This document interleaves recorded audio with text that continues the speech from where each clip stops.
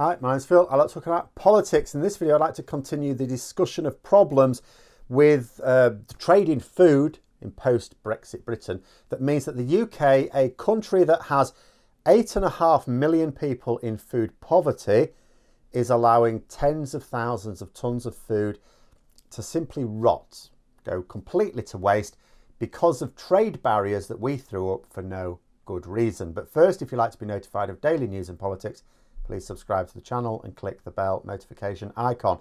So throughout the life of this channel, one of the key problems that I've talked about time and again when it comes to Brexit trade barriers is that delays at the border mean that certain goods just can't be reliably traded at all. You know, some goods stuck in lorries for days or even for weeks, because that's what it's been for some, means that they're not going to arrive in time. I'm still waiting for something to be delivered from the EU, for example. Some of the orders were cancelled because it wasn't worth it anymore. One of them is still supposed to be on the way. It's taken its time. Probably stuck on a lorry with something where someone hadn't filled in the paperwork correctly, although the outbound lorry. I don't know how that works because inbound we're not doing any checks, but I suppose if the lorries are stuck outbound, there we go.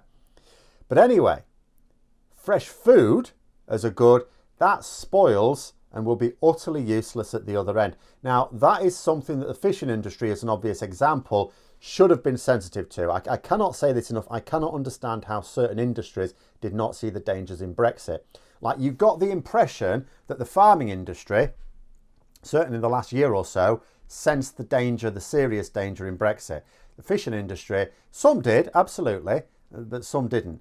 And, you know, it remains a source of bafflement to me that an industry that needs to get its produce onto European markets within hours of being caught thinks that it could have remained competitive with the delays that come with trade barriers.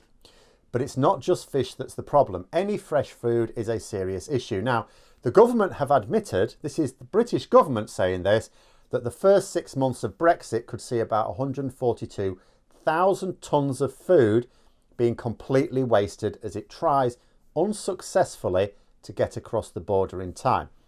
That includes meats as well as fish. Only about 10% of lorries passing across the border currently have the correct paperwork.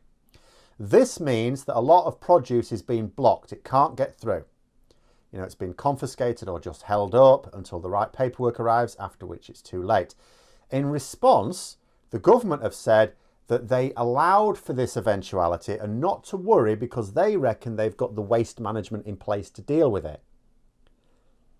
But that's not dealing with it.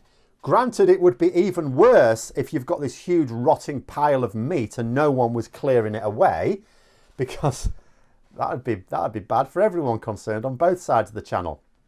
But it doesn't deal with the fact that the exporters are not getting their goods to market, so they're not getting paid. Their customers are going to have to look elsewhere, which means they'll eventually not buy stuff from them later on. So those businesses are going to face ruin. Also, like I said, we've got 8.5 million people in the country in food poverty, yet, which is disgraceful enough for such a wealthy country, yet we're fine with such vast quantities of food just rotting. And that will have a direct impact on food security in the UK too, because if British food exporters can't reliably deliver to EU customers, those EU customers will inevitably try to source food from within the bloc, where they can get reliable supplies. This will also inevitably happen for Northern Ireland as well. Over time, it will reduce its reliance on imports from Britain and pick up the slack from the rest of Ireland or EU countries in general. It can't happen immediately. Some people say, oh, why don't they just buy from the Republic of Ireland? You can't just reorder a complex continent-wide supply network overnight. But over time, inevitably, it will rebalance itself along those lines. And that means that our European suppliers will not be able to supply us with as much food as we've needed. Even if we improve our systems to speed the process up, we'll never have it seamless, as Patrick Minford seems to suggest. So another brainless Brexiteer, John Redwood, he's called for his government, when I say his government, I mean the Conservative government, he's a Conservative MP, to push the idea of producing more of our own food. Fine. Faced with serious food security, absolutely we should look at ways to produce more of our own food. However, it is known that we cannot actually produce anything like the amount that we needed. We may be able to provide more, but not enough. Also, we just don't have the capacity to pump out the sort of year-round fresh produce that, say, the Netherlands and Spain do. That is why someone had to point out to John Redwood, we don't tend to grow a lot of fresh fruit and veg in January. John, that's not a thing. That's why a lot of the fresh produce that we have in our fridges, and that'll include in his fridges and fruit bowls right now, is Dutch or Spanish.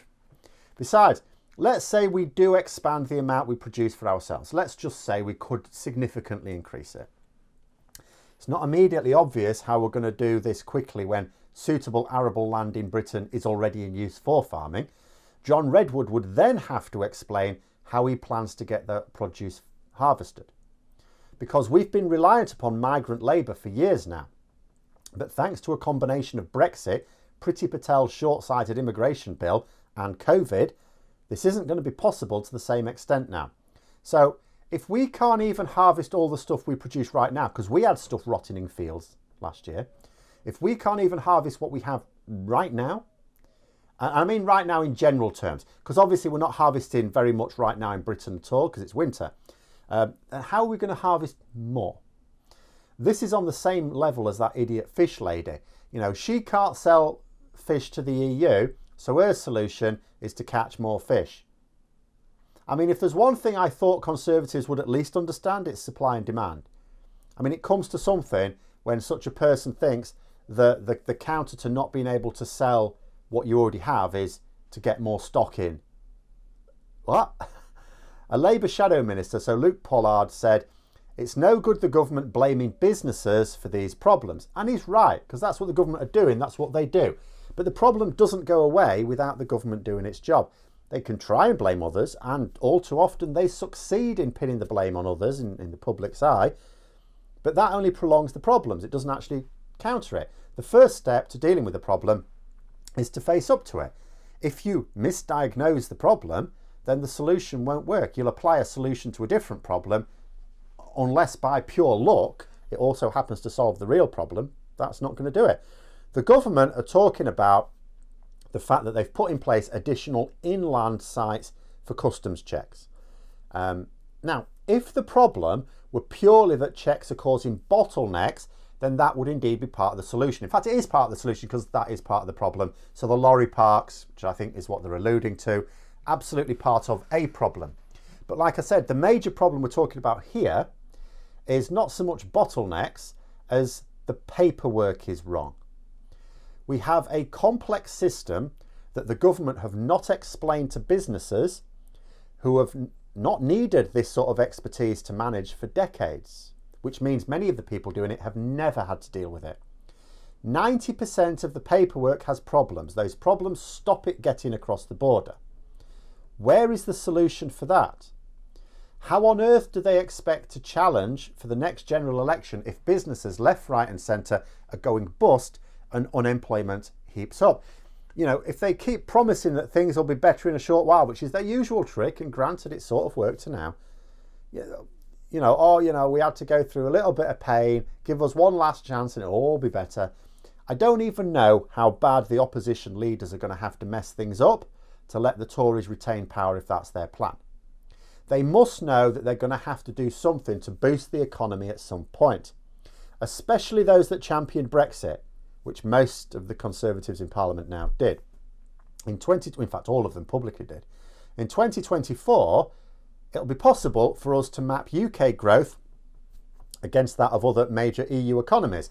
We'll be able to go, oh, look, here we go. There's COVID. Everyone went down. Oh, look, the UK went down a lot more than everywhere else. Okay.